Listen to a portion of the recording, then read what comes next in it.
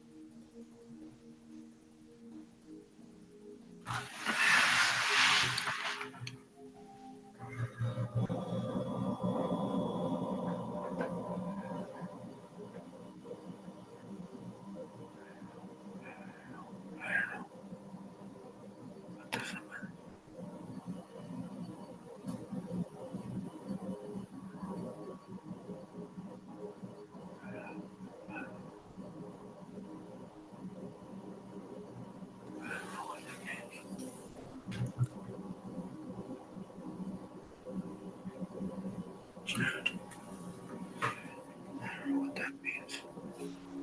It's the word we're supposed to have a conversation.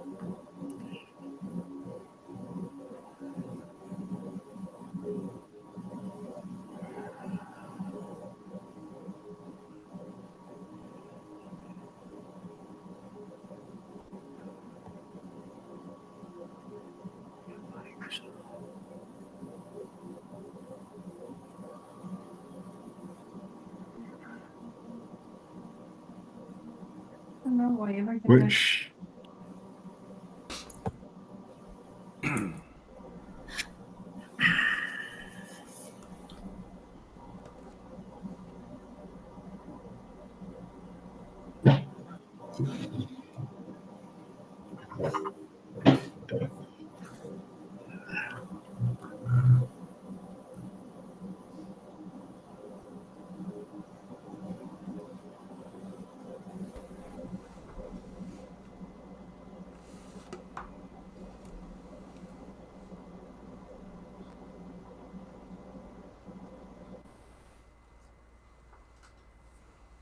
Gosh, I didn't know there were fish that big.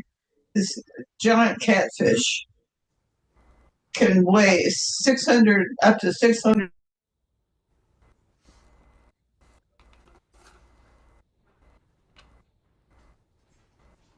now, we only have Steven, Charlie, and you.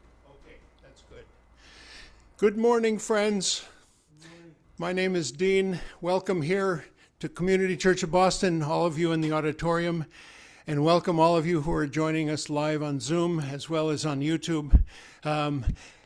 We're very excited about today's event, which is our annual Sacco and Vanzetti Award, which we've been giving since 1976, I believe it is. The first one was William Kunstler, and this is an amazing thing. We have a remarkable lawyer just like William Kunstler today, Steven Donziger, who receives our award today, and we get to hear from him. But we start always with the lighting of a candle.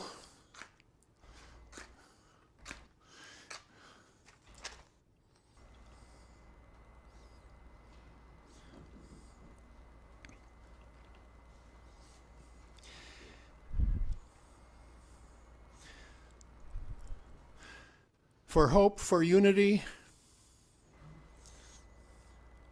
for our community, and for remembrance. I want to tell you that, first of all, my name is Dean, and I've been a member of this church for about 27 years. And before that, I was just a visiting musician, and then got hooked. And here we are as administrator and music director. And I just welcome you. We get to do this every year to give a special award to somebody whose work we just appreciate so much and are in solidarity with for their suffering because of the activist work they have done. This light is also in memory. I want to remember with deep sadness 3 young men. I was just in El Salvador, arrived at 5 a.m. this morning, flight delays out of Miami. We were in a village called El Higueral. My friend Sue Kranz, who some of you know, who has played here, sung here a number of times, lives in El Higueral. And we were just mourning the loss of these 3 young men who drowned in a river.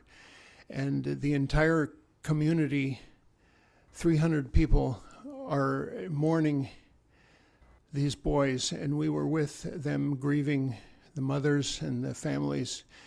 It's a very sad moment in a beautiful town that we've traveled to for 33 years now and done a lot of work with on projects and mostly just deep friendships. So we remember these young men, Ernesto, Gerardo, and Carlitos. Lo recordamos con mucho amor y con mucho afán. If I stood out in the rain night, my only light, a candle 1,000,000 miles away, would you lay down your fire as I raised mine? Would you not kill again? And oh, when you're near me, oh my love, oh my joy, there's nothing ever to weary me, oh my darling one. That song is by Cindy Callett, and it's a song I like to sing every Sunday. We're so glad to be joined this morning, our Sacco and Vanzetti Day, one of several that we actually celebrate during the year, or celebrate or remember, by one of the recipients of the Sacco and Vanzetti Award. Our beloved Charlie King is author of many wonderful songs and also a community gatherer and organizer, one of the founding members of People's Music Network, and just a traveler and beautiful speaker of truth. And he wrote a song that is one of our anthems here at Community Church, and we get to hear him sing it live with us this morning. Charlie and another participant this morning, David Rothhauser, jointly were given the Sacco and Vanzetti Award in 2001, if I'm not mistaken. If I had better eyes, 1999. I was just corrected, 1999. We have the list of the award recipients on our wall next to a very famous and mysterious plaque that we'll talk about more as the morning goes on. But I just wanted to say those words to welcome Charlie, and thank you, Charlie, for being with us this morning to open our program here with Two Good Arms, a song we know so well and that you wrote. And congratulations, we love you. Thank you very much, Dean. I love you all as well. I think the words that resonated for me in this song this morning was, we will remember all the strong arms and hands that never once found justice in the hands that rule this land. And this morning it's so clear that there's one set of justice for the wealthy and another very different one for those who do not have wealth.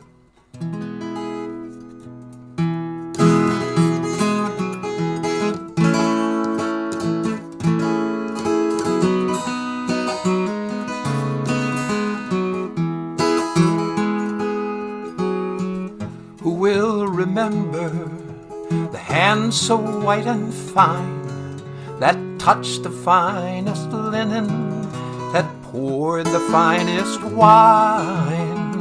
Who will remember the genteel words they spoke to name the lives of two good men a nuisance or a joke?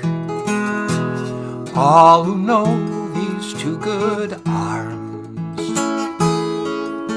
know I never had to rob or kill. I can live by my own two hands and live well. And all my life I have struggled to rid the earth of all such crimes. The words of Bartolomeo Vanzetti when he was sentenced to death. Who will remember Judge Webster Thayer, one hand on the gavel, the other resting on the chair? Who will remember the hateful words he said, speaking to the living in the language of the dead? All who know these two good arms know I never had to rob or kill. I can live by my own two hands and live well. And all my life I have struggled to rid the earth of all such crime. Who will remember the hand upon the switch that took the lives of two good men in the service of the rich? Who will remember the one that gave the nod, or the chaplain standing near at hand to invoke the name of God?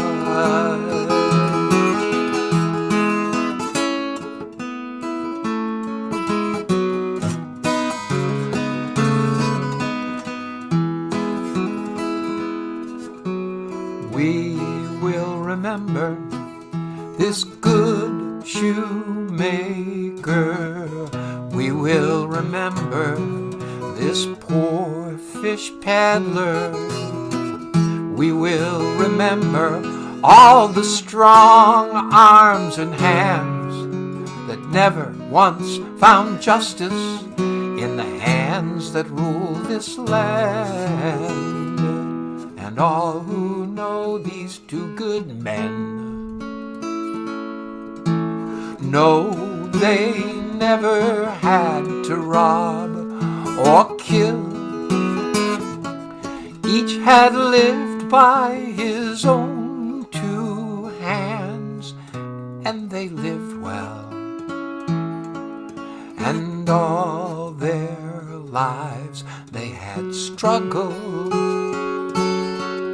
to rid the earth of all such crime. And all our lives we must struggle to rid the earth of all such crime.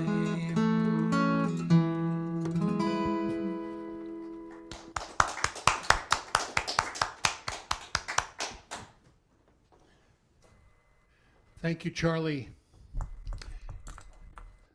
These are the words of Vanzetti as well. What I wish more than all in this last hour of agony is that our case and our fate may be understood in their real being and serve as a tremendous lesson to the forces of freedom, so that our suffering and death will not have been in vain. I read these words off the plaque that we have. This is a plaque made soon after the execution, made by Gutzon Borglum. I don't know if you know who that is. He also did a certain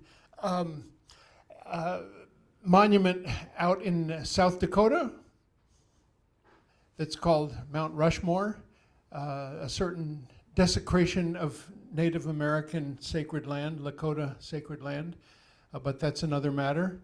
And a controversial figure, to say the least, but he did a plaque that was in honor of Sacco and Vanzetti soon after they were executed.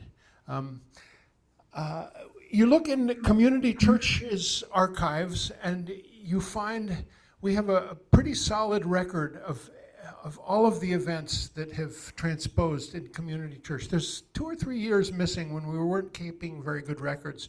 But the very first one was a Sacco and Vanzetti supper held at some big function hall here in Copley Square. And there was immediate interest and concern and activism on their behalf. One of the founders of Community Church was named Mrs. Winslow. Mrs. Gertrude Winslow became friends with Bartolomeo Vanzetti and visited him numerous times in prison, tutored him in English, and as the years progressed from 1920 when they were arrested to 1927 when they were executed, the cause became greater. The community church became more active and involved in their defense. And in 1927, when they were executed, Mrs. Winslow was actually in Italy visiting Vanzetti's family. And that was just the start of the relationship between the case and Community Church of Boston. We had a printer who was the president of the defense committee. His name was Aldino Felicani, and he was our printer for many, many years, and he was instrumental in us getting the plaque here on our wall. There's also the original plaster version of it at the Boston Public Library, which brings me to the next point I want to make about our relationship with the Sacco and Vanzetti case. There was a man named Robert Datilio who studied this case his whole life. It became his life obsession, and accumulated materials regarding the case, letters, documents, transcripts, everything related to that case, video, audio recordings, ephemera of all sorts, posters to show what the worldwide effect that this case had at that time. And Bob passed away 3 years ago, and we amazingly inherited all of these materials. They were in disarray. He was more of a hoarder than a real organized collector. And we brought them to the church, and we happened to have a vacant rental space on our 3rd floor. And a certain Jerry Kaplan, who had just retired from Harvard Press and was a friend of Bob's, took on this amazing task of ordering, organizing, celebrating, and preserving that collection.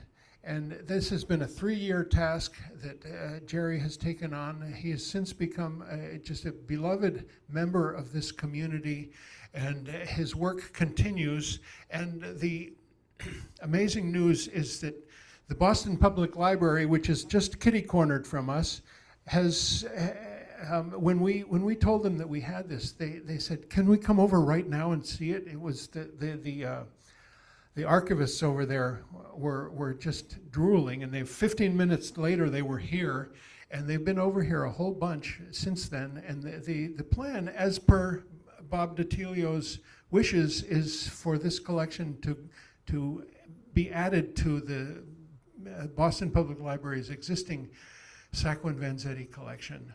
And it's a wonderful thing. We will celebrate that transfer in the upcoming months and also in the upcoming 3 years. And I say 3 years because 2027 is the 100th anniversary of the execution of Sacco and Vanzetti, and we are forming a committee to begin the planning of the major events that are going to transpire at that time.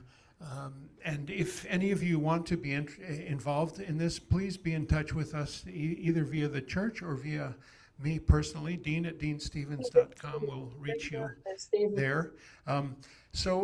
That's just a tiny bit about Sacco and Vanzetti and Community Church of Boston. I've just been in villages in El Salvador, and each one of them has a patron saint's day. It's either the patron saint of the remedies, Dia de los Remedios, or the patron saint of saint this or saint that. And we sort of, when we think of ourselves as a church, we sort of consider them sort of martyr patron saints, kind of like Oscar Arnulfo Romero is to El Salvador, or kind of like St. Anthony of Padua is to the village where I just was, where they revere that person and for what they did and for what they suffered. Sacco and Vanzetti.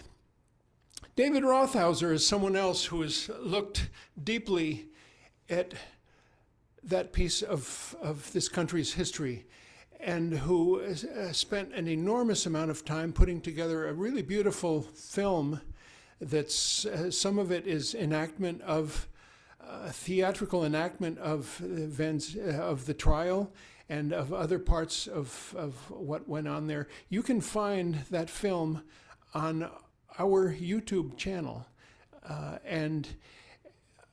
David is with us this morning not only to read a little bit from the historical novel that's called The Diary of Sacco and Vanzetti that he wrote. It's a beautiful novel. If any of you are interested, David or I can send you a PDF of the novel, and we're hoping it gets printed really soon and becomes it gets published. But now we get to hear straight out of the horse's mouth the reading from that novel, as well as a couple of poems that David wants to read as well. David has been a long time member and associate and friend and collaborator at Community Church, and has participated in all sorts of different events. August 23rd, we always commemorate the execution of Sacco, the anniversary of the execution, and on this award day, David is with us again. Thank you, David, for joining us today. Let me get your mic right.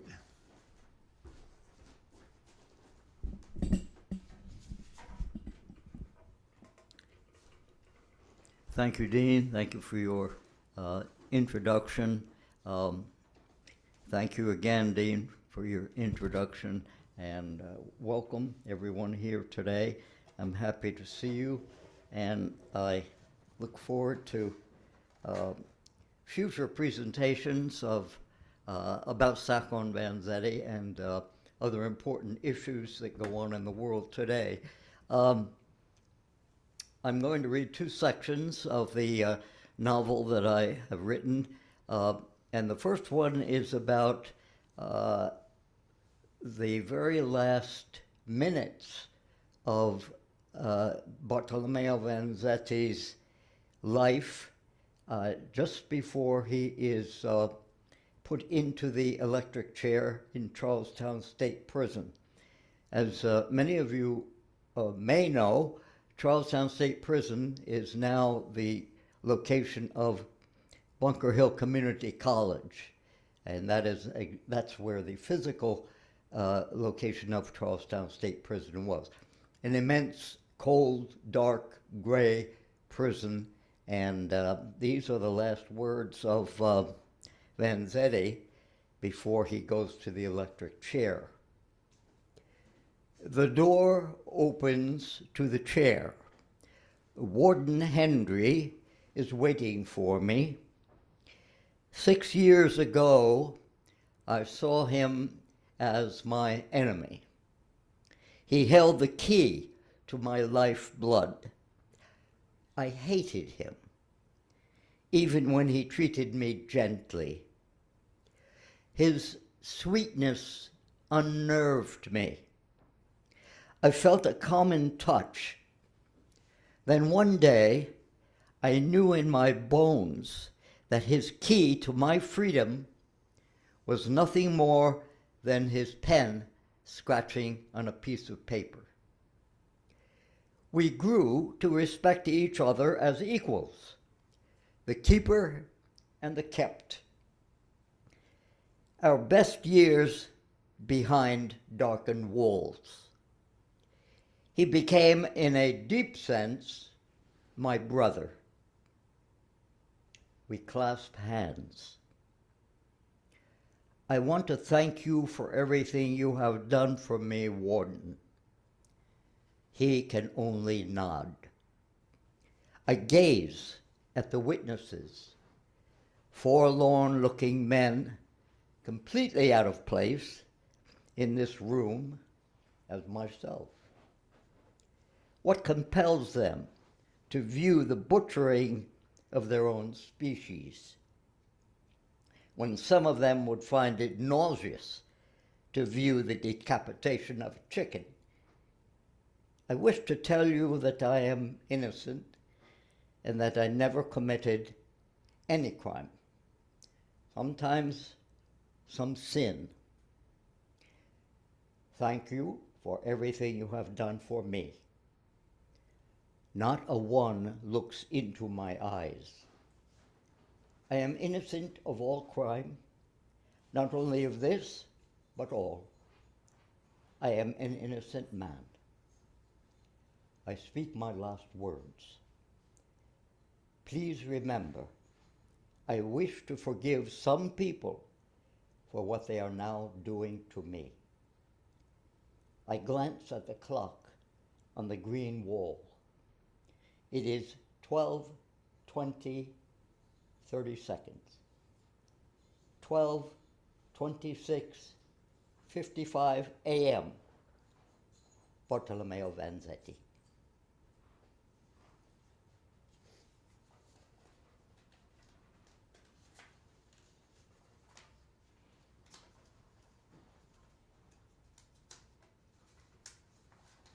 My second selection is a letter that Niccolo Sacco wrote to his son Dante. This was August 18, 5 days before the execution, 1927.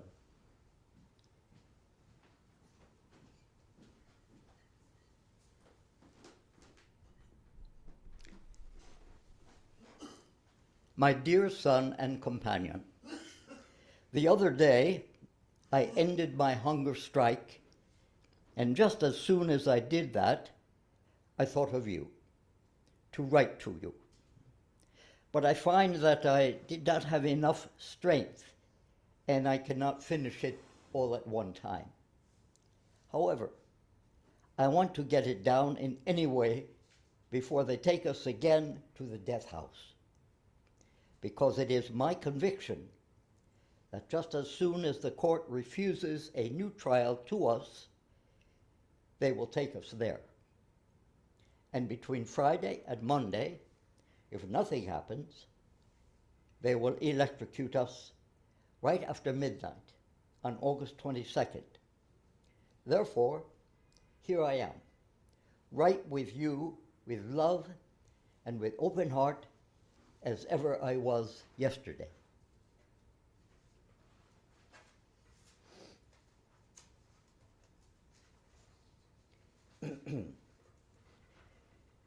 Therefore, whatever should happen tomorrow, nobody knows.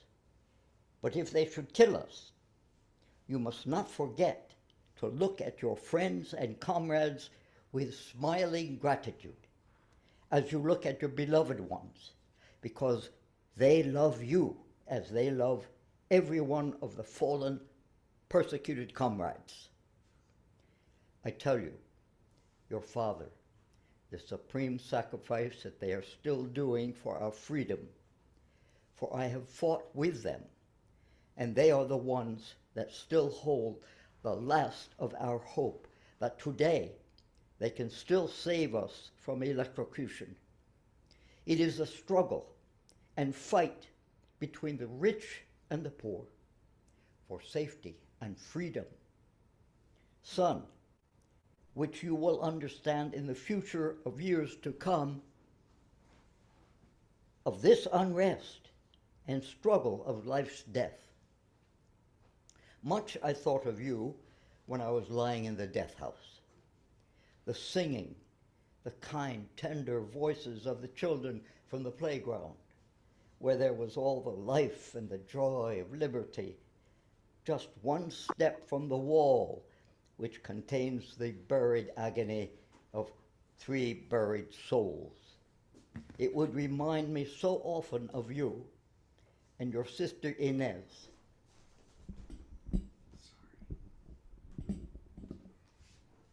It would remind me so often of you and your sister Inez. And I wish I could see you every moment. But I feel better that you did not come to the death house, so that you could not see the agony before you. Dante, I say once more to love and be nearest to your mother and the beloved ones in these sad days. And I am sure that with your brave heart and kind goodness, they will feel less discomfort. And you will also not forget to love me a little, for I do, oh Sonny, thinking so much and so often of you. Love and kisses to your little Inez and mother. Most hearty, affectionate embrace, your father and companion.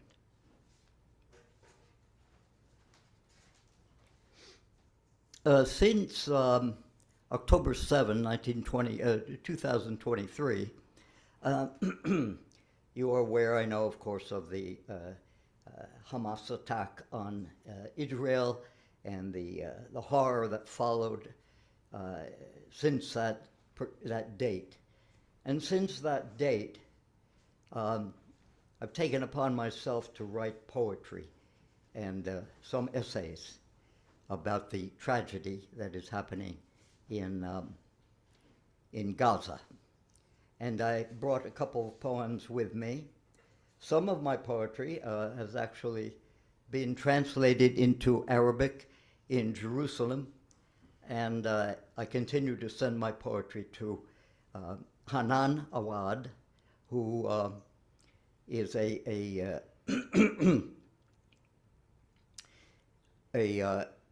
personal figure involved with Women's International League for Peace and Freedom International, located in Zurich, Switzerland. Anyway, here's my first poem.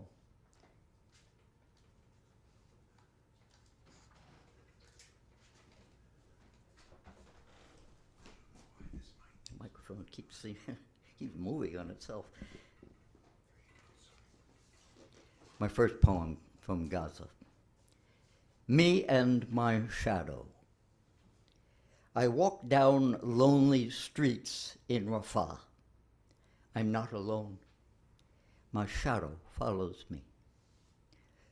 There's nothing alive in Rafah. Or is there? An old bearded man, dark as a berry, emerges covered in concrete dust, his parched hand extended. I ignore him. My shadow follows me. I walk down quiet streets in Khan Yunis. The silence hurts my ears. a wind chime sounds. No, it's my fear of solitude. I walk on billiard-flattened roads, leading to, my shadow follows me, leading to Deir al-Bala. I hear laughter turn a bulldozed corner. Children rush towards me. Such beauty in young voices. A mother in black screams. Children freeze frame, mouths, eyes agape. A tiny girl thrusts green leaves into my palm. Her eyes so devilish, she bolts. I trudge to Beit Lahia. My shadow follows me. Grotesque heads jammed on bamboo poles stare at me. We sleep among the dead that night, me and my shadow. In the morning, our cashews and dates. I check my weapon, lock and load 3 rounds. Sweat soaks my khakis.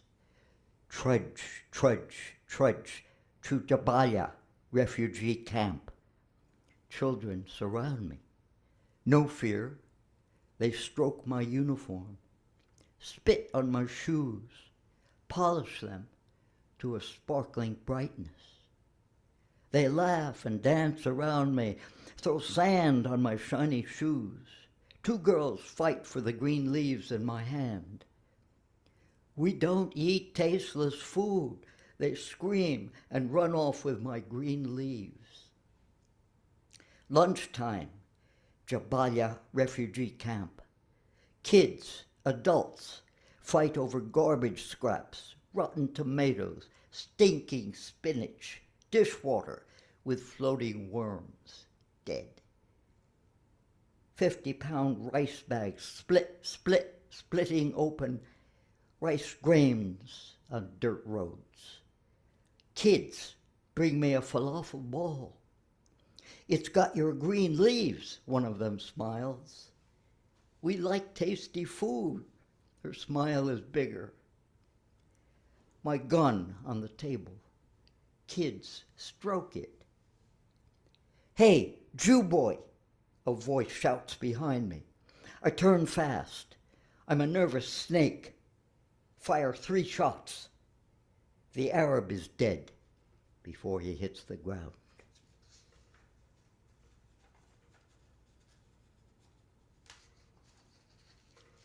The shabby girl in front of me, chewing on my falafel, still smiling. Tears wash down the dirt of her cheeks. It is night. I'm eating dinner. My shadow taps my shoulder. You are next, soldier boy.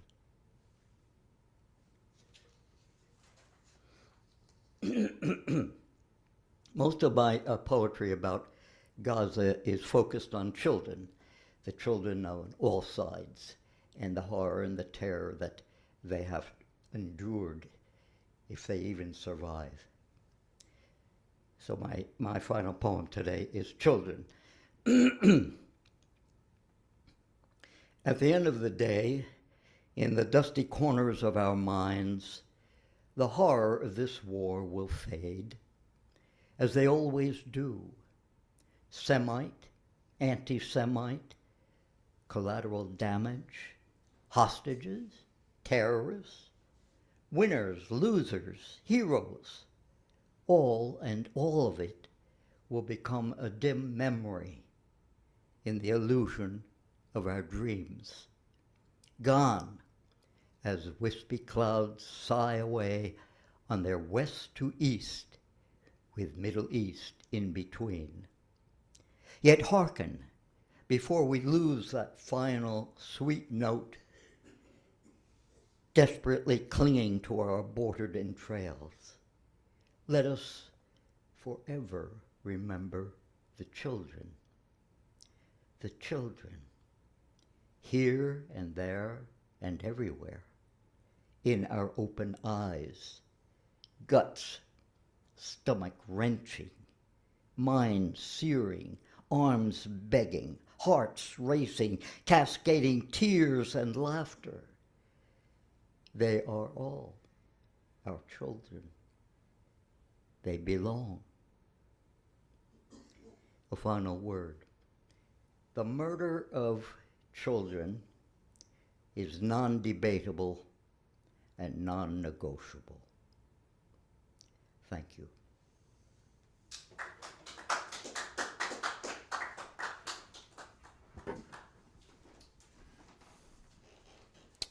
David, thank you.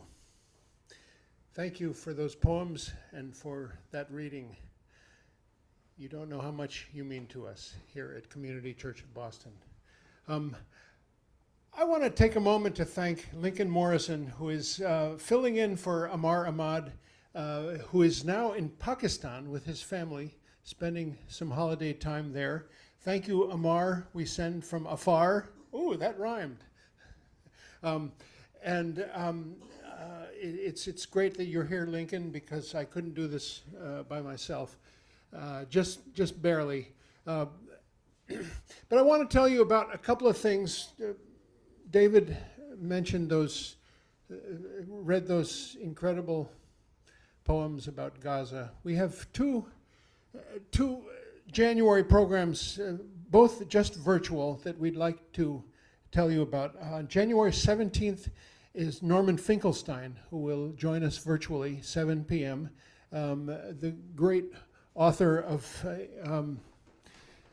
of work on the Middle East conflict, including this one, which is called Gaza, An Inquest into Its Martyrdom.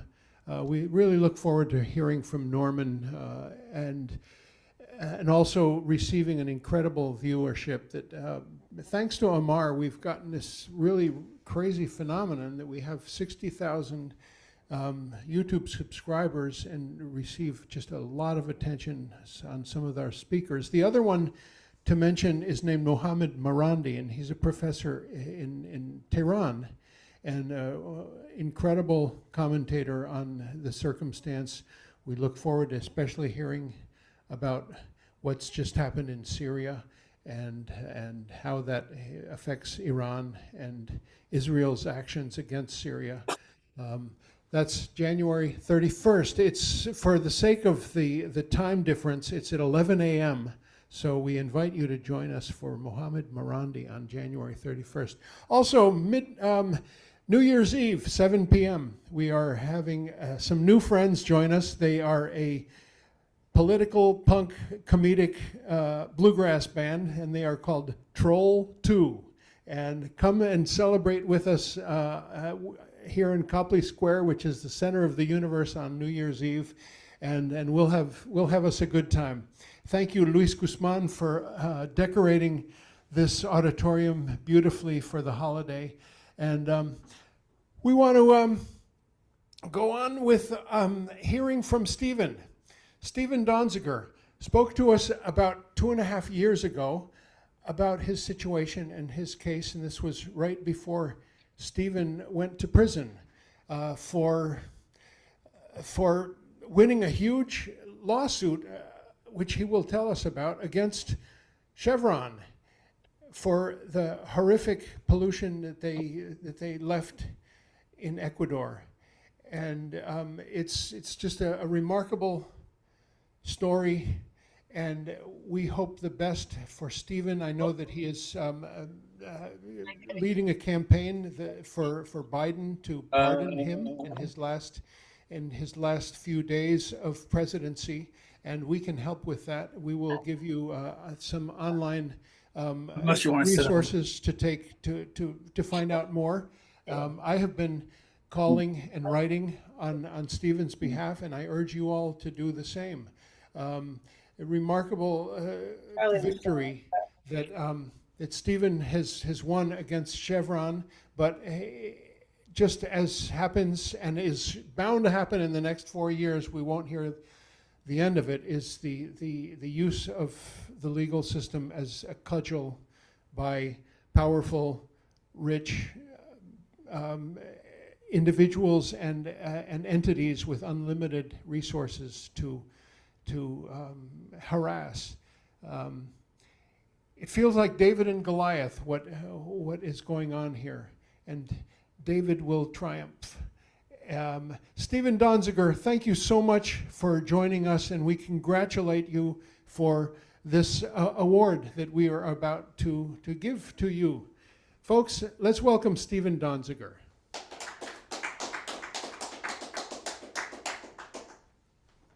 How many people?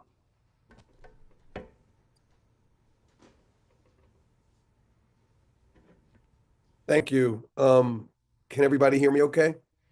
Yes, Um, you're okay. you're a little bit frozen, but I think you're unfreezing. You're melting slowly. Okay, that's good. First of all, I just want to tell you how honored I am to be invited to share this time with you and the Community Church of Boston. The history of your church is extraordinary. Be able to receive this award, I consider it a high honor. Um, I've as a younger man, I studied Sacco and Vanzetti, and I'm so familiar with their case and their history. And to win or to be the recipient of an award in their name is quite the honor, and I'm very moved and touched. And I also want to accept it really in the name of the Amazon communities of Ecuador, because essentially, while I'm getting I think there's some background noise here. It, anyway, while I'm getting recognition, the communities that really prompted this historic landmark legal case against Chevron have still, even though they've won the case, have been unable to recover any of the compensation that's due to them, largely because of Chevron's refusal to pay it and their investment in counterattacks against me and others that I'm going to talk a little bit about today. So thank you so much for having me. I'm really excited to be here and share a little bit about this story. Um, what I'm going to do with my time is talk a few minutes about background of the case, where things stand today. That is, when I say the case, I mean the underlying environmental case that the Amazon communities won against Chevron. And then I'm going to talk about a little bit about my personal case, which is really, the two are obviously connected. The personal case being Chevron's trickery and really manipulation of the law and the legal system to have me locked up for almost 3 years in this apartment. This is where I am right now, our family apartment in Manhattan. It's a 2-bedroom apartment. I spent almost 3 years here with an ankle bracelet from 2019 to 2022 after we won this case in Ecuador. And I want to also say that I am a huge fan of Boston. I spent 3 years living in Boston, or really in Cambridge when I was going to law school. I was in the same law school class as Barack Obama, if you can believe it. And my wife always kind of laughs when she says, "It's so interesting, isn't it? Like you guys went to law school together and like he became president of the United States and you ended up going to prison and sort of spending tons of time slogging through muddy oil pits in Ecuador." She's like, "How did that happen?" And we laugh about it, but in all seriousness, I would never, ever trade the career I have had, even though, by the way, I am disbarred now. I'm the only lawyer in New York ever disbarred without a fact hearing. But I would never trade my legal career for any other person's legal career. It's been a hell of an honor to be involved in this case and to represent the people of Ecuador and to enjoy their confidence for now over 3 decades. But fundamentally, you know, this whole case and this whole battle stems from a decision made by Texaco. Texaco, by the way, is now owned by Chevron. But back in the 1960s, when this started, Texaco was its own entity.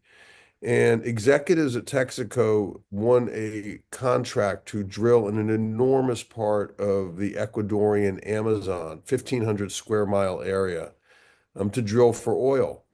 And, at the time, there were indigenous peoples living in this area, 5 indigenous groups. And to this day, I can't really figure out what happened, except that Texaco made a decision to ignore the fact that there were people there and to construct a system of oil extraction that was designed to pollute. What I mean is they built hundreds of wells in this pristine ecosystem. And whenever a well is built, you have to build what's called waste pits around the well to deposit the what's called drilling muds, which is all the stuff that comes from deep within the earth when you drill a well thousands of feet underneath the surface. And this includes all sorts of heavy metals, rocks, man-made carcinogenic chemicals, and the like. And normally, this type of stuff, at least in the United States, by law, is supposed to be disposed of without harming the environment. Well, in Ecuador, probably because no one had drilled for oil on a mass scale in the country when Texaco went in there, and because there was no real regulatory system in place yet to regulate the industry, Texaco just took it upon itself to dump all this stuff into unlined waste pits that were used for permanent storage. And worse is they ran pipes off out of the sides of these pits, and there were literally hundreds of them, into rivers and streams that local communities, indigenous peoples, had been relying on for millennia for their drinking water and for fishing and bathing. That is for their life's sustenance. Because you need to remember that in the Amazon, the indigenous inhabitants had no money. They didn't need money as we know money. They lived off the natural world 100%. It was their hospital, it was their materials to build their homes. It provided, animals, food, fresh air, fresh water. And many people I met, on my first trips down there were living well past 100 years of age. I mean, there was literally no word for cancer in the native languages of the indigenous groups until Texaco showed up and started polluting. And there's experts who call this the Amazon Chernobyl. It's probably the worst oil contamination on Earth. And over the ensuing 25 years, and I first went down there in 1993, Texaco had left Ecuador in 1992 and left behind all this mess.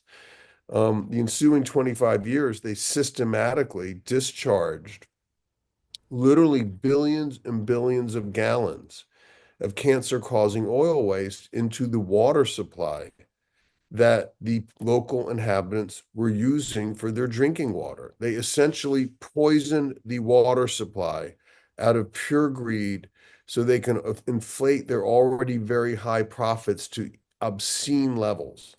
It was a decision made by a corporation that felt it could get away with it. That probably rings familiar because we're seeing this all the time now in the United States, more so than ever. But, this is what Texaco fundamentally did in Ecuador. And when I got down there for the first time in 1993 as a young lawyer, and I went with several lawyers and public health people to sort of investigate what we had been told was an awful oil contamination, I was absolutely, completely shocked at what I saw. I expected to see a lot of pollution, but we ended up seeing like literally lakes of oil waste because of various spills and discharges all over the Amazon. I mean, and a lot of the indigenous peoples have been displaced from their land because they couldn't live off the land as they had historically because of the contamination. And many of them had taken jobs with Texaco to clean these waste pits. And I remember the first time I saw a couple of individuals cleaning the waste pit. And what I actually saw was 2 men shirtless wading through an oil lake. It's basically a lake filled with oil or oil waste. The oil was up to their chests, and they had like this weird mop that they were just kind of moving the oil off to the side. It was obviously a futile exercise in terms of a cleanup. But it enabled Texaco to say they were trying to clean it up. I mean, it was crazy. And all of these people who were living there were getting exposed on a regular basis to carcinogenic vapors and toxins in the food and the air, and in the water they drank. So, when I got down there, we decided to file a lawsuit. Trained as a lawyer, we wanted to bring justice to Chevron. So we filed a class action lawsuit against, it was then Texaco, in New York federal court in 1993. Texaco then fought for 10 years to get the case back down to Ecuador because they had enjoyed impunity for all the years they had been dumping this stuff. By the way, they didn't pay $1 in a fine. They never had been even been sued in court over this pollution they had caused. And the local communities had zero confidence in their own courts to handle this, which is why they wanted it filed in the United States. Texaco was utterly petrified of a trial in U.S. courts. They hired Griffin Bell. Many of you might remember him. He was President Carter's attorney general. He worked for a law firm based in Atlanta called King and Spalding. They hired Griffin and that law firm to fight this and to get it moved down to Ecuador. And literally, we fought and battled for 10 years just to resolve the issue of whether the communities in Ecuador could get into the courthouse door in New York to litigate the case. And ultimately, Chevron, by the way, had bought Texaco in 2001. So by the time that issue was resolved, Chevron had taken over the case and was defending it. And ultimately, Chevron won that part of the battle and had the case sent down to Ecuador. But there was a major silver lining, which is the court conditioned the dismissal down to Ecuador on a promise and a binding commitment, I should say, by Chevron to accept the jurisdiction of Ecuador's courts, which they did do as a way to get it out of the United States. At that point, we faced a major inflection point, which is, do we continue? Because, U.S. lawyers are not licensed to practice in Ecuador. None of us were. And there's like 2 U.S. lawyers who actually are licensed to practice in Ecuador. So we decided to keep going. Chevron's whole approach was they thought if they could get it back down to Ecuador, we would go away. So we hired a legal team, some extremely able young lawyers in Ecuador to take over the case. And we then litigated the case in Ecuador for 8 years, largely because Chevron's entire defense strategy was essentially to sabotage the trial. Like literally everything we did, they filed 10, 20 motions to delay things. They had dozens and dozens of lawyers working on the case. They calculated it was cheaper to pay a bunch of lawyers money to harass the court, which is essentially what they were doing, than to deal with the underlying problem of the poisoning, the mass poisoning of the indigenous peoples and the environment. So through a lot of really, really tremendously hard work by a lot of really great lawyers, people like Pablo Fajardo, Julio Prieto, Alejandro Ponce Villacis, among them Juan Pablo Sanz, our legal team was able to win the case in 2011. And 2 weeks before the trial court in Ecuador issued this resounding historic victory, by the way, the largest trial court judgment on an environmental issue in the history of the world, even to this day, the largest judgment ever won by indigenous peoples ever in a court. Just 2 weeks before, Chevron decided to sue me back in the United States, in New York, in the same federal court that they refused to litigate the underlying environmental case when we had filed it back in the early 1990s. They came back to that court because I lived here, and it would enable them to establish jurisdiction over me. And that began an odyssey that I'm still on. Essentially, I have spent the last 15 years of my life, 14 years of my life, fending off probably the most vicious and well-financed corporate attack on a lawyer in the history of our country. And by the way, I don't say that lightly. Like there's a lot of people, Sacco and Vanzetti among them, obviously, who have been completely mistreated by the United States justice system. Okay. I am one of many, many people. And objectively speaking, I spent almost 3 years in detention, 6 weeks in prison. My suffering, I don't like to compare sufferings, obviously. All these human rights violations are wrong and they should not happen. But I want to acknowledge that what happened to me is much less bad than what's happened to many, many, many other people in the history of this country and who are in prison even right now. So I want to just put that out there. But what's so bizarre about this case is as we kept going, even though they were attacking me, we won a Supreme Court decision in Canada, a unanimous Supreme Court decision by Canada's High Court in 2015, giving the Ecuadorians the right to try to seize Chevron assets in Canada to force them to comply with the Ecuadorian court decision that we won, which, by the way, was affirmed by Ecuador's Supreme Court, in the court where they wanted the trial held and where they had accepted jurisdiction. When we won this case in Canada, they, I think, got extremely nervous and felt like the doors were closing in. And they then convinced this trial judge in New York, Lewis Kaplan, who had orchestrated this civil case against me, which was the first thing they did was they sued me for $60 billion in 2011. 60 billion, by the way, not million. I got sued for the most amount of money of anyone in U.S. history. So, they denied me a jury. The judge issued this decision that I consider to be baseless. It completely contradicted decisions out of Ecuador's courts. We then went to Canada, got another favorable decision, and they then came up with a plan to essentially lock me up.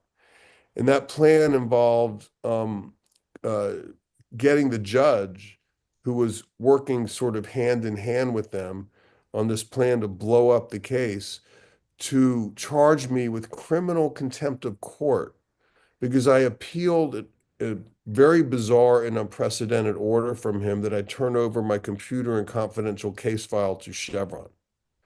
And this happened in 2019. We were gaining momentum, and they essentially wanted to come up with a reason to prevent me from traveling. I was traveling to Canada and other countries to organize lawyers to enforce the judgment against Chevron's assets, and we were having quite a bit of success. So when they charge you with criminal contempt of court, I was shocked that this could happen. As I gamed out worst case scenarios, I just didn't really think I could be charged with a crime for successfully litigating a human rights case in U.S. courts, which is essentially what they did. And the crime they charged me with wasn't really a crime. It was just the judge decided to call it criminal contempt of court because that's the one crime a judge can charge. We live in a separation of powers system. The rule of law requires the executive branch to charge crime, not judges. So when this judge charged me with a crime, that is the one category. His charge was rejected by the United States Attorney in Manhattan in the Southern District of New York for prosecution. Jeffrey Berman, who had been appointed, by the way, by Donald Trump in his first administration, refused to prosecute me. And at that point, things went, in my opinion, really deeply corrupt. The judge then appointed a private corporate law firm to stand in the shoes of the U.S. government and prosecute me. And the law firm he appointed to do that, law firm called Seward and Kissel, had Chevron as a client. And when the judge appointed Seward and Kissel to stand in the shoes of the government to criminally prosecute me, he never disclosed that this law firm was completely conflicted. And it had a bunch of oil and gas companies as clients, and Chevron had been a client recently. And it was very clear that this was like a wholesale attack by the fossil fuel industry in combination with a pocket of our federal judiciary to destroy the model of a legal case where indigenous peoples and farmer communities in the Amazon successfully held a major American oil company accountable at a level commensurate with the damage they actually caused, which had never happened before. They wanted to blow up the model. And another interesting thing about the model, and I'm really proud of this feature of our case, which is we were never a pro bono case. We were always a plaintiff side case where the lawyers who are working on it, plaintiff side law lawyers, generally take all the risks, they pay the expenses, and they take a percentage of whatever the recovery is to compensate themselves. And in this, normally it's a third of what's recovered. So we had set up an economic model behind a powerful human rights case that allowed us to successfully raise several $1,000,000 to keep this case alive. I mean, even though that might sound like a lot of money, they were outspending us at least 100 to 1. I mean, they literally had hundreds of lawyers working on this. So our ability to stay in the game, because these big corporations think they can just win via attrition, win by wearing you down, win by outspending you, getting you to give up. Our ability to stay in the game, and we're still here after 3 decades, largely because of this financing mechanism that we used for the first time in a human rights case. By the way, it wasn't just plaintiffs' law financing. We were able to get investors to put money into the case to cover expenses, to pay lawyers like me and others. When we're not wealthy people, we need to be able to live. And that enabled us to keep the case going for as long as we have. And I'll say that that kind of model terrified Chevron, terrified the industry. And I think the purpose in trying to blow up my life was really twofold. One is they didn't want to pay the people of Ecuador. They didn't want that precedent that indigenous peoples could actually hold them accountable. And two is they wanted to use me as a vehicle to try to send a message of intimidation to the entire legal profession to get people not to work, not only on this case, but not to do this kind of innovative human rights case at all, in any case. So, I've been super determined to fight through this. And I've learned a lot of lessons, which we can get into. I know we're going to do a little bit of a Q&A, and I don't want to go on and on here, but I want to just say that my apartment where I am right now has a kitchen. And I pretty much worked for years at my kitchen table leading this case. And the power of communication mechanisms, the ability to organize lawyers and advocates and campaigners who work remotely in different cities in the United States, Ecuador, and around the world, enabled this case to happen. And when I got locked up, I came home with an ankle bracelet. By the way, I have a son who at the time was 14 years old. He was in 9th grade in high school. And suddenly his dad can't leave. And I had to explain, he of course knew I was fighting Chevron, but I didn't anticipate getting locked up. So I had to explain that whole thing to my son, and my whole entire family had to reorient. And I had to hire a lawyer, a defense lawyer, to deal with that aspect of the case. And this was Chevron's dream, right? I'm spending all my time, energy, and money defending myself on this bogus criminal contempt charge rather than spending my time, energy, and money working with lawyers going after their assets so they can pay the people of Ecuador. This is what a slap lawsuit is, to tie people up and to harass them.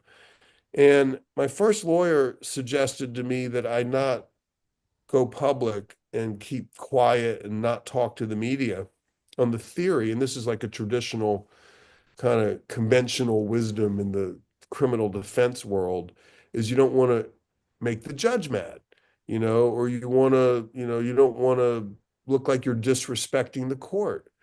So it didn't feel right to me, but I went with his advice for about 8 weeks, and nothing changed, nothing happened. The judge refused to take off my ankle bracelet. By the way, I was the only person in the history of this country to be locked up pre-trial on a misdemeanor, which is the lowest level federal crime in the federal system. Okay. No one with no criminal record, and I have none, other than this. Now I have this one conviction that I'm challenging, has ever been locked up pre-trial on a criminal contempt of court charge until me. And by the way, the max sentence if I were to be convicted in like a legit trial of criminal contempt of court, is 6 months in prison.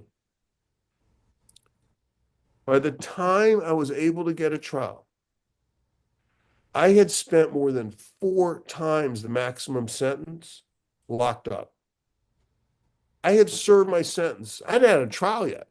I had served my sentence 4 times over before I could even get a trial. And by the way, when I went into court and I said, what's the point of this? Because you have to release me. I've already served my sentence 4 times. The response of the judge, who by the way is a prominent member of the Federalist Society, was, well, you're not locked up, Mr. Donziger. You're free, but there's conditions on your release. You're not locked up. You're free. You just have some conditions. Absolutely Kafkaesque in this country.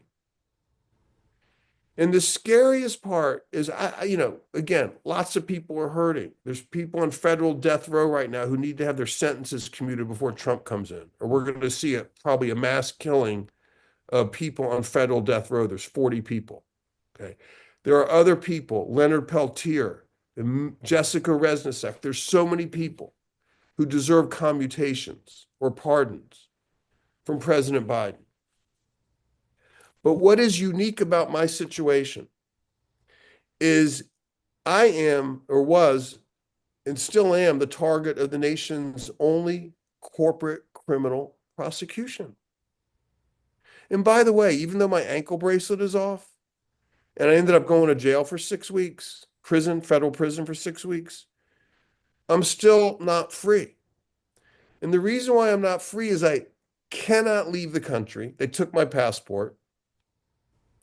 I do not have a bank account. All the money I raise goes into a legal defense fund held by a law firm, which helps pay our expenses and helps pay my legal fees. And the reason I don't have a bank account, I could open a bank account, but I choose not to because Chevron went into my previous bank accounts and literally took all my money without telling me. They got the judge who denied me a jury and ruled against me in the underlying racketeering case to issue an order that I repay them their legal fees. Do you know how much their legal fees are? Hundreds of lawyers working on this case. I have a potential bill right now of $32 million that I owe them under this order. And they took all my money, which forced me to start this legal defense fund so I could survive. Now, I want to say this. I'm okay, as is my family. We're actually good. Like, F them. Like, I'm strong. We're stronger because of this experience. We're wiser because of this experience. And I would argue we're more effective because of this experience, as bad as it was, as illegal as it was, as unethical as it was, and even as criminal as it was. But I am still enduring restrictions on my rights, which, as a direct result of this corporate attack on me with the complicity of the judiciary. Now, before I stop talking, I've studied, I went to law school and I've read a lot, like many of you have. Obviously, people in this church are extremely sophisticated and well-read about politics, okay? But there's one book I read, of all the books I've read about sort of what's going on in this country right now, that I want to mention and recommend if you haven't read about it yet. It's a book called The Scheme, and it was written by Senator Sheldon Whitehouse. It came out about 2-3 years ago, and it traces from the 1970s the effort by the corporate, I would call them corporate oligarchs in the United States, the Koch brothers, their funding network, Leonard Leo, their allies, to essentially take over not just our courts, not just the Supreme Court, which is that they've obviously been successful at doing that, but really taking over our society.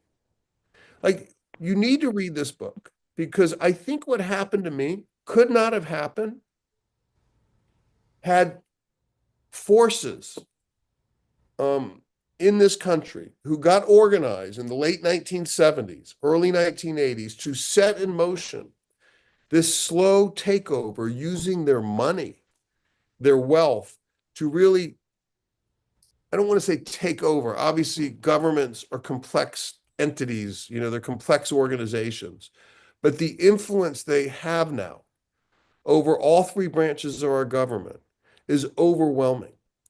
It's overwhelming.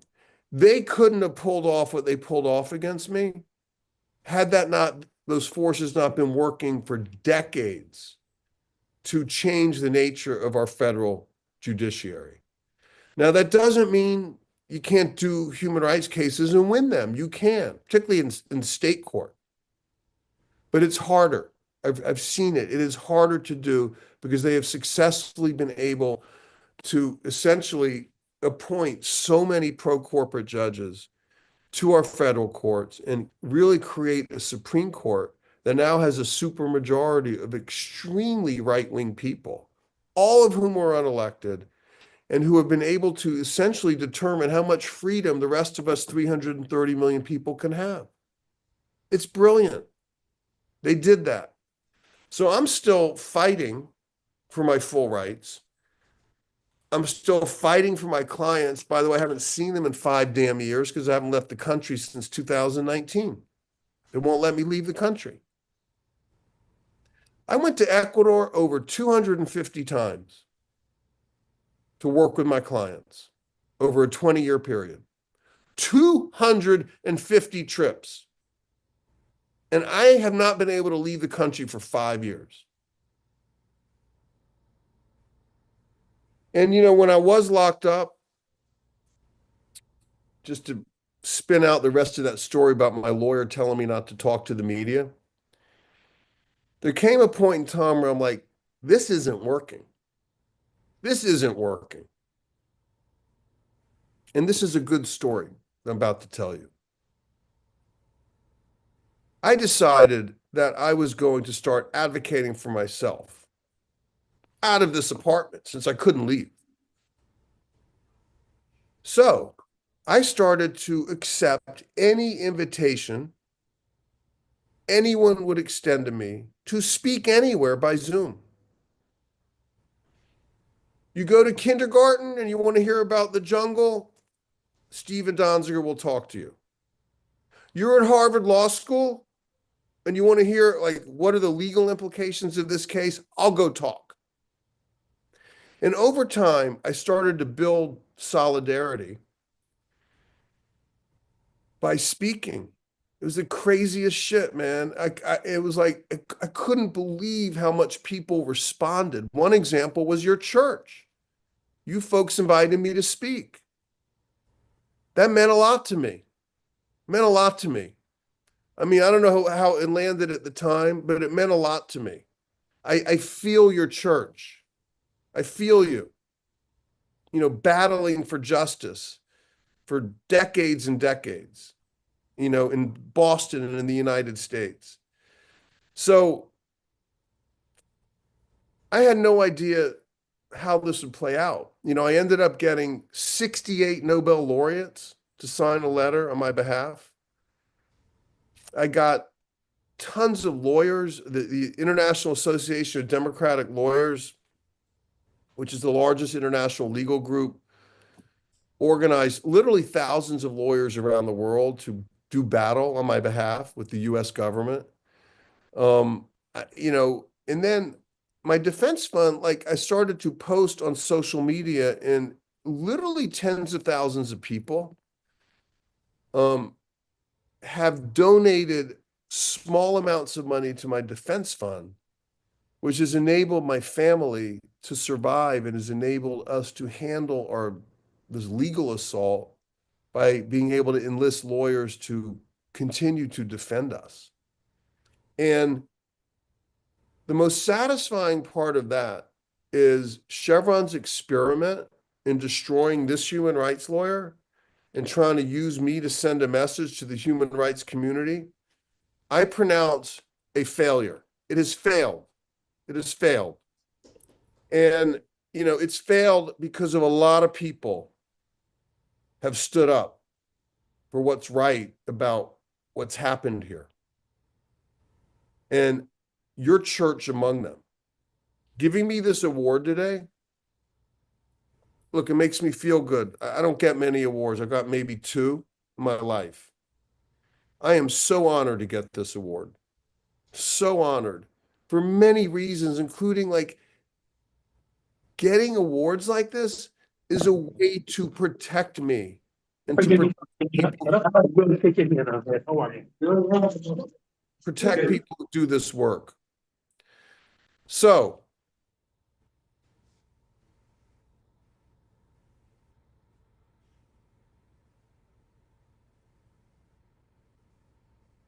okay, I think I went on mute inadvertently for a second.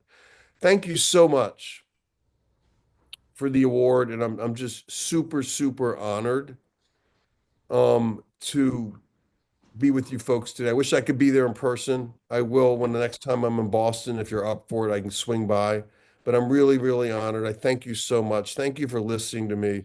And by the way, if you want to help with the pardon campaign, and I do think I have a decent chance to get a pardon because 35 members of Congress just wrote a letter to President Biden urging him to pardon me. Go to my website at freedonziger.com and you can learn more about it and you can sign the petition and help. But thank you so much. I really appreciate it. Yeah. Stephen, it's just such an honor to have you, and I hope we will take you up on that. Anytime you happen to be in this vicinity, we will drop everything and host you, be it on a Sunday or any other day of the week. It's just a wonderful thing to have you here. We used to read the names of the Sacco and Vanzetti Memorial Award winners. It sort of is, it takes a long time, but I just want to go up to the list and read a few of them for you.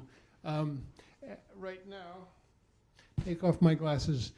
1976 we start. William Kunstler, Florence Luscombe, wonderful member of this church and labor leader. Scott and Helen Nearing, Willard Uphouse from the World Fellowship Center, Roger Baldwin, founder of the ACLU, Sarah Ehrman, great campaigner against the death penalty, James Eddie Carthen, mayor of a tiny little town in Mississippi, Cynthia Anthony Foster, amazing tax protester who was a member of this church for about 80 years before she passed away in 2006. Donald Lothrop, our minister for 30 years, fiery, incredible leader. Cesar Chavez, Truman Nelson, Leonard Peltier. In 1992, we had Leonard on a phone speaking to us. Juanita and Wally Nelson, again, tax resistors. David Dellinger and Elizabeth Peterson. Dirk Struick, Marxist mathematician. School of the Americas Watch. David Rothhauser and Charlie King. Howard Zinn. Ruth Hamilton, our singer for many years, our soprano singer. Rachel Corey posthumously received the award. Victims of the Greensboro Massacre. Cesar Cauce, Michael Nathan, William Sampson, Sandra Smith, and James Waller. Then attorney Lynn Stewart. Again, I think of Stephen when I think of Lynn Stewart. Mumia Abu Jamal. City Councilor Chuck Turner. Mellon Joyce King. These are two wonderful politicians from Boston area. Arnie King. Tariq Mehana. The Whistleblowers, Peter Van Buren, Tina Cherry, Kathy Kelly, Medea Benjamin, Brian Wilson, Cindy Sheehan, Daniel Ellsberg, Julian Assange, survivors of the War on Terror, the Holy Land Foundation, and Sami Al-Arian. And last year, it's not on this list, were the Peace Abbey. And this year, it's Steven Donziger, and I want to show you the award, folks. I'm going to take it up to the camera. It's not signed by our president yet. Let's see. Here it is. Oh. Oh, that's so nice. Thank you so much. And thank you for spelling my name correctly. We will get it to you as soon as we can, Stephen. Thank you so much. I want to bring up David Rovix. I hope we get you to tell us about this song and your writing of it, and then we're going to hear a beautiful recording of the song. It so happens David was here about 2 weeks ago on a Sunday and filled the room. There were like 50 people here. It was just a really remarkable thing. He's another one of our folks, People's Troubadour, who we have had many times sing here. And we drop everything, and having heard this song that David wrote, we wanted to include that in today's program. David, thank you. Hey. From Portland, Oregon, David Rovix. Thank you so much. And yeah, it's once again a pleasure and an honor to be part of the program today. And when you read off some of the names of the award recipients, I've written songs for and about campaigns involving a number of them, the Holy Land Foundation, Julian Assange, and others. But I guess I wanted to. It occurred to me that just mention, especially. I mean, it's great hearing Steven talking about his case. It's crazy how what continues to happen with his legal persecution. With his illegal legal persecution. Also, the history of what Chevron has done in Ecuador is so horrendous. And when I wrote this song, when Chevron came to Ecuador, just to be clear, the point of writing the song was to be a campaign song for Steven, which is not to say that he should like it or listen to it or promote it or whatever. But the point of the song, and the reason I write songs generally, is to be useful for campaigns. I'm a political songwriter in a long tradition of this kind of thing. And people have been doing this kind of thing for a long time. And the reason why it's such a useful and important thing to do, not to toot my own horn, but just in principle, the reason why music is so important is because you can take a very complicated situation like the destruction of the Amazon by Chevron and Chevron's case against Donziger, and you could at least try to boil it down to a 2 or 3 minutes song. And the reason that's an important thing to do is because people are emotional creatures first. We feel before we think. So you first need to appeal to people's emotions, and people need to see, the pictures, the imagery. They need to see the devastation in Chevron, and they need to, in Ecuador, they need to see what has been done.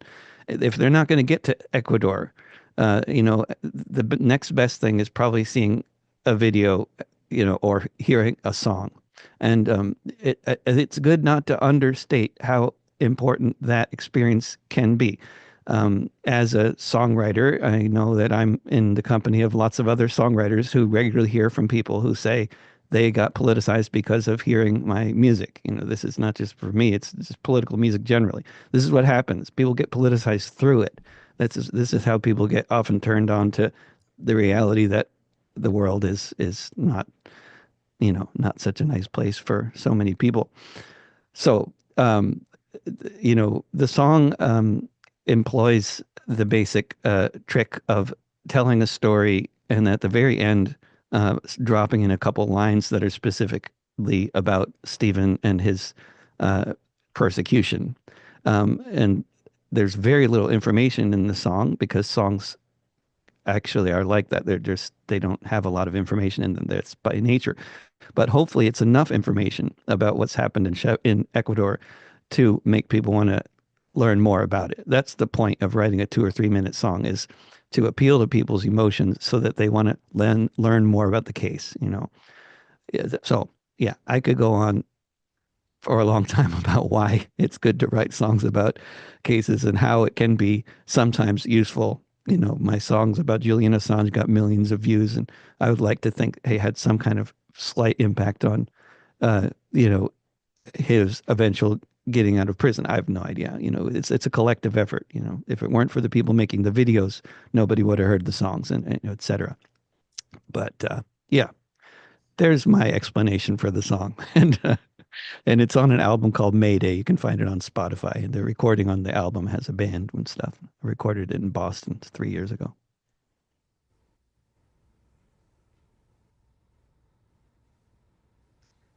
And hopefully somebody can play the MP4. I can't. Somebody's got the MP4 Here they can comes. play. Okay.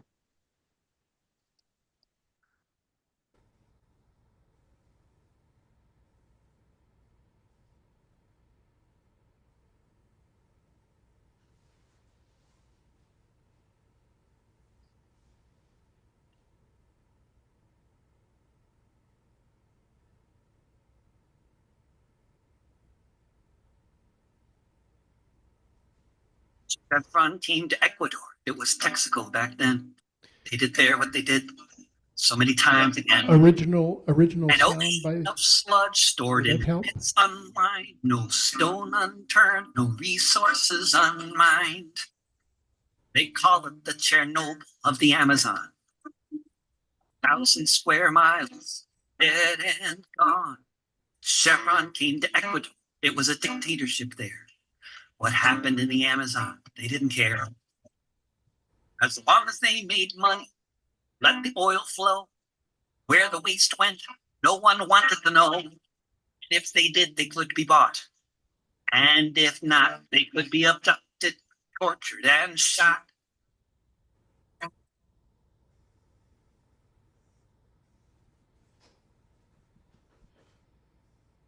When Chevron came to Ecuador, the location was preferred by the oil corporation. Because they had free reign, there was no oversight. And if anyone complained, then one night they'd not be seen again. It was a torture state. That was why Chevron thought it was so great.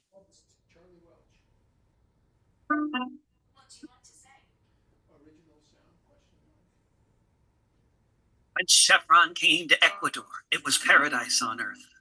They turned it into a land of stillbirth. They left behind the ruins and took all the loot. Now they're trying to silence the ones who brought the lawsuit. Why was Donziger detained? A corrupt judge knows. And where are all the billions that the company owes? When Chevron came to Ecuador. When Chevron came to Ecuador.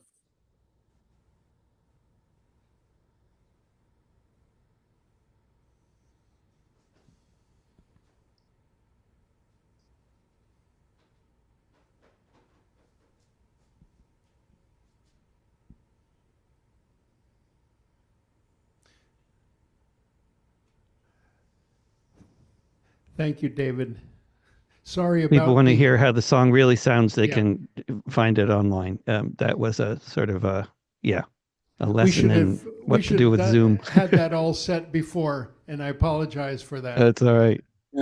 But we definitely got the words that you created, as you do so amazingly, for so many different news occurrences that come at us. I urge people to listen to the most recent one that blew me away. It's called 1,000 Ways to Kill a CEO.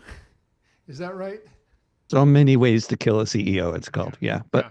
not to be Check- confused with the Coos song, 5 Million Ways to Kill a CEO from 1980 something. Also a good one. Okay. David Rovix, thank you so much. We have some time for a Q&A. And I just wanted to mention something, Stephen. 3 different people out of Community Church's history who I am reminded of. The first is W.B. Du Bois, who spoke here many times and who had his passport withdrawn, just like you did. It's just like so amazing, and I would like to research the history of how many U.S. citizens just summarily have their passport withdrawn for political reasons. The other one that I think about is named Dorothy Thompson. And it's, you know, I think about our own church. We were blacklisted in the 50s, and there was another moment where our nonprofit status was removed by the city of Boston, and we had to fight a legal case against that. And then there was another speaker named Dorothy Thompson that I wrote down, and what she suffered for her view in her reporting in the early 50s of the situation in Gaza. She was a Zionist, actually, when she was a prominent journalist in and then she reported from Gaza about what was happening, the refugees being basically corralled into there. And you know what happened to her? It was another kind of blacklisting that was not about the anti-communist blacklisting. It was anti-Zionist blacklisting that happened to her in the 50s. She lost all of her work. She lost her column in the Saturday Evening Post, and her column in the Ladies' Home Journal, and basically had no work at all, and went on the lecture circuit. That is another one that reminded me of you, Stephen. Another one I think of, we focused on Monsanto, and we found out about a man named Percy Schmeiser, where Monsanto, he was a farmer in Canada, and he didn't want to use Monsanto genetically modified seed. And the fact that he didn't want to use it, and he was a pretty prominent farmer, and made Monsanto go find some genetically modified seed on his land, because that seed, the wind takes it all over the place. And so they harassed him until basically he was broken. His farm was mortgaged so that he could fight this legal battle. Anyway, those are the three that I thought of. But I want to start this Q&A by asking you, Stephen, about just the phenomenon of the private prosecution that we're seeing in your case. It's something that I've never heard of before, and is this something brand new, or is it a legal thing? Does it have any precedent, any history of that sort of thing? That's my question for you, Stephen. And again, thank you so much, and I hope we can host you live here at the church.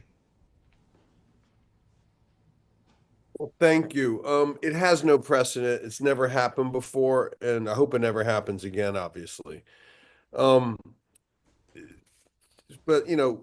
so you understand how it happened.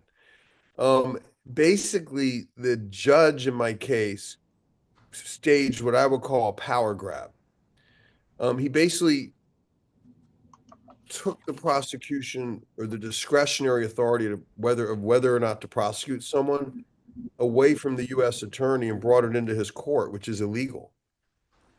And he then used a federal rule, Rule 42, Federal Rule of Civil Procedure, which allows a federal judge to appoint a special prosecutor. Okay, we're familiar with that because there's been several special prosecutors in recent years. The Watergate had a special prosecutor, and this is a mechanism for the Department of Justice to, for whatever reason, politics, or to avoid a conflict of interest, to appoint an individual with authority to prosecute that's independent of the Department of Justice, but it's within the Department of Justice mechanism. So he used that special prosecutor rule to appoint the Chevron law firm to prosecute me. But this is where it fell apart.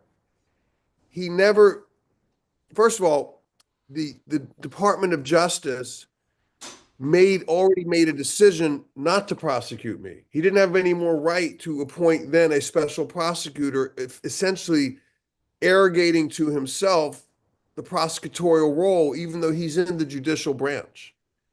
So the way this went down is a bit esoteric and technical, But the bottom line is it's a corporate criminal prosecution, the first ever in our country. And again, I hope the last.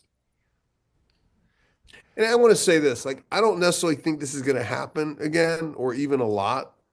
There's so many other mechanisms the courts have to attack activists and corporations have just by suing them in a normal civil case.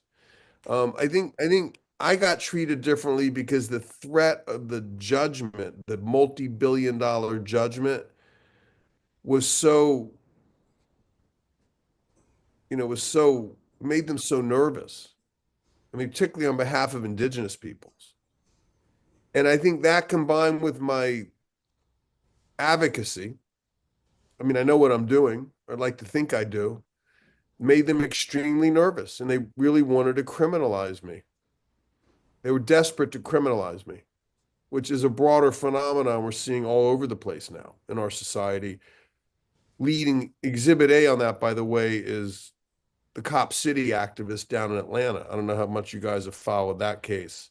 It just But so there's- happens we had a program about Cop City all over the country just last week. Well, it's interesting, but I mean, I would draw a direct thematic line between what happened to me and what's now happening to the Cop City protesters who are charged under a state RICO criminal law in Georgia. The whole point is to criminalize protests that's a little too successful and makes, establishment forces, be they in the corporate sector, government, police, a little too uncomfortable. We have one online hand up, and that would be Leonard Lerman. Howdy, Leonard, join us, please. Hello, hello. Steve Donziger, you are indeed a hero and reminiscent of at least the three people that Dean cited. I want to mention Paul Robeson, who was denied his passport, and Leonard Boudin, who told me that he thought he would probably be remembered, if anything, for having been the man that got Paul Robeson his passport back. And whoever gets your passport back should be remembered likewise. I have a legal question for you. First of all, I want to say I'm here. I didn't think I'd be able to be here. I thought I had church obligations, but those fell through. So bad for me, but good for us that I'm here. And I really appreciate this beautiful program with David Rovix and David Hollister, Rothhauser.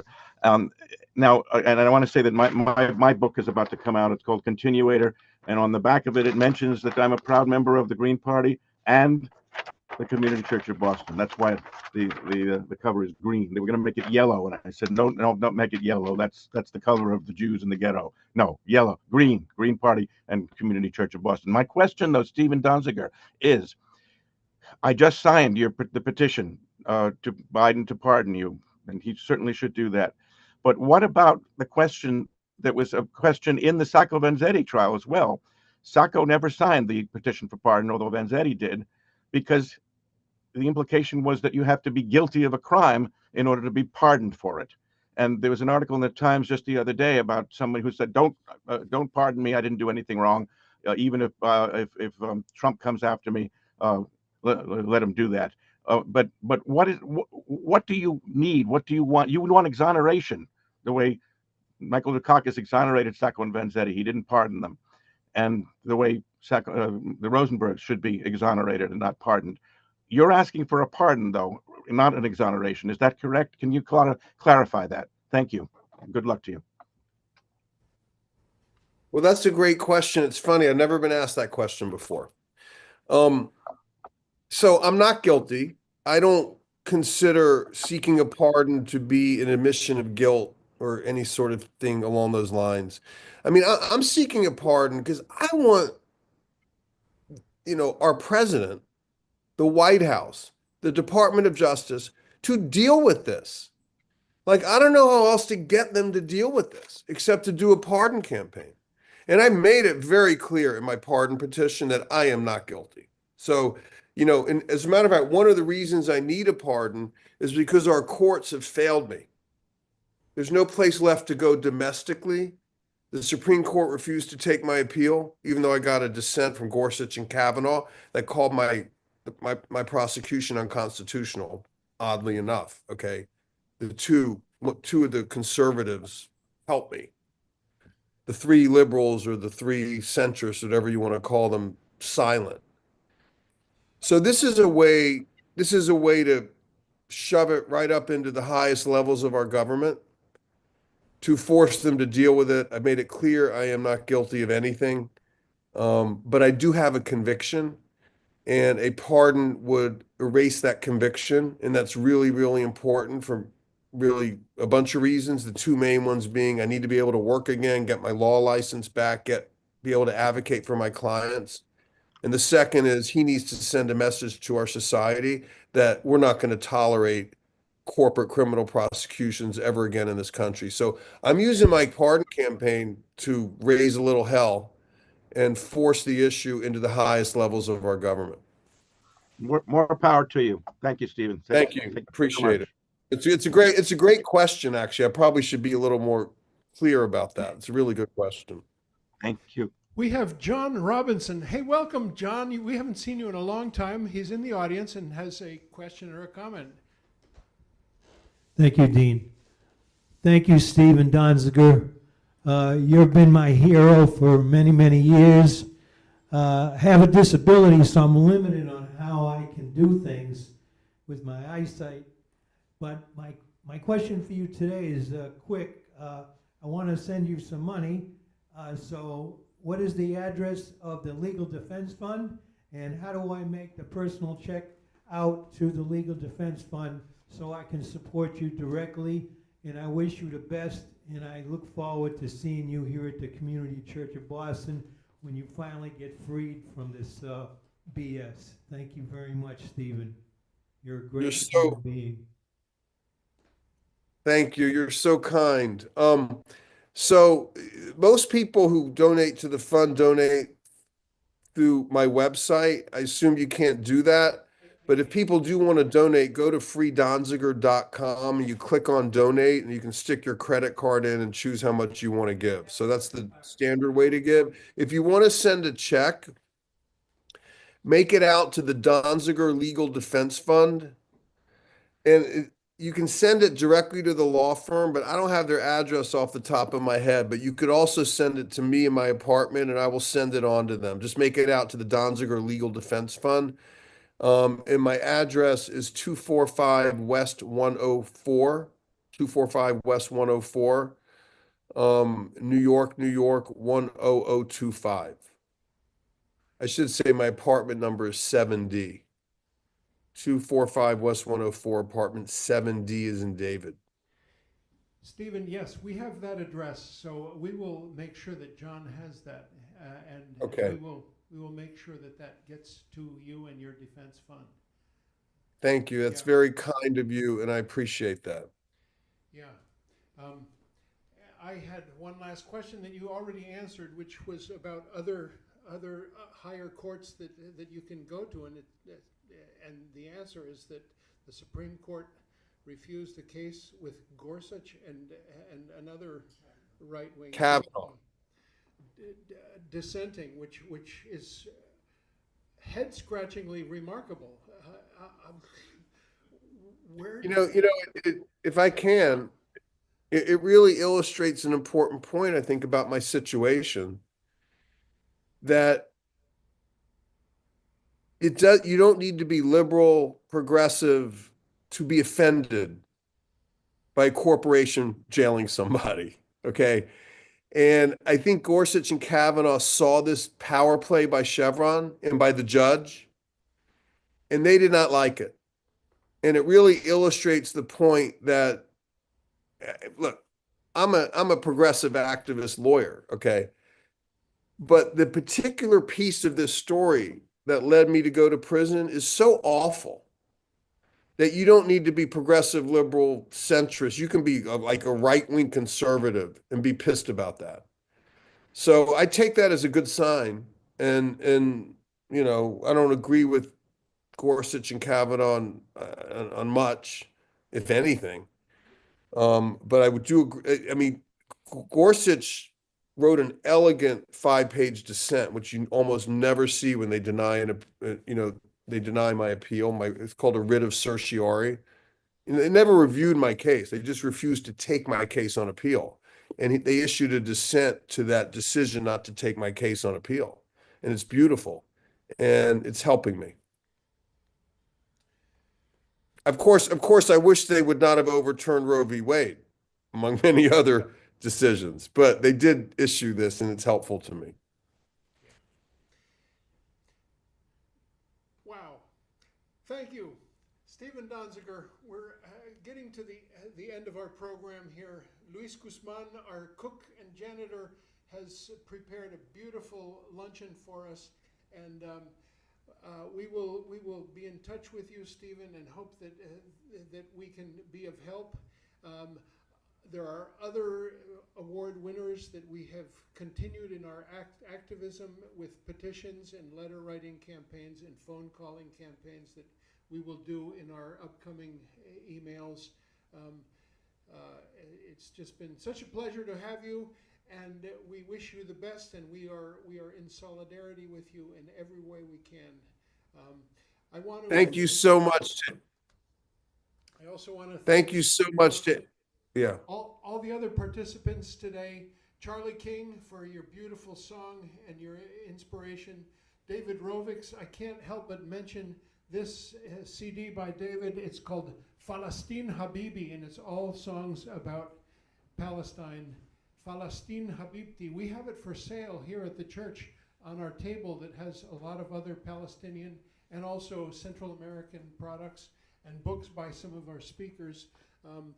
David Rovix, thank you for joining us, and thanks all you many Zoomsters and YouTubesters, and spread the word about this program, and link people to Stephen's address here at Community Church of Boston.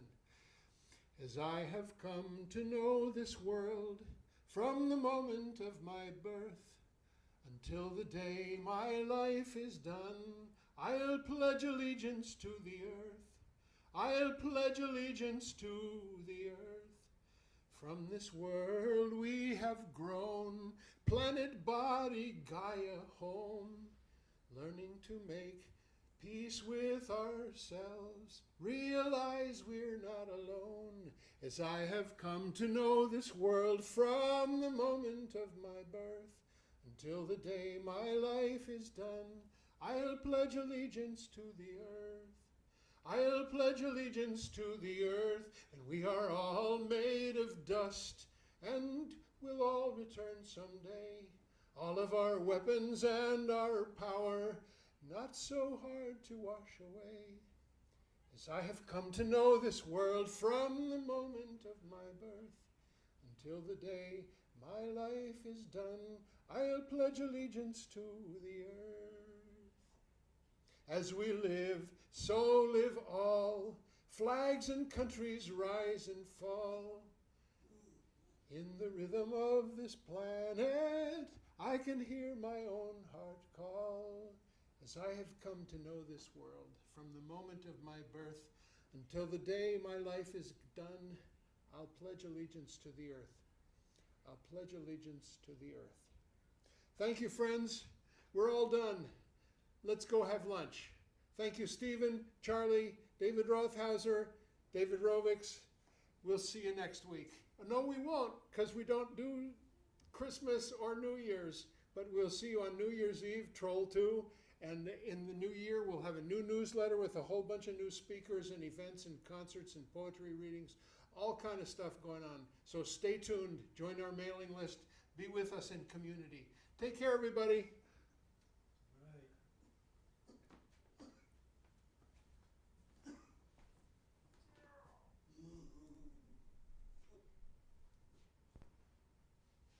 Okay. I actually have Stephen gets a tiny honorarium from us, so I have a letter already addressed to Stephen, or I'll just give you his address. Yeah, why don't you just give me Yes. Okay. That'd be great. that? I appreciate it. Thank you.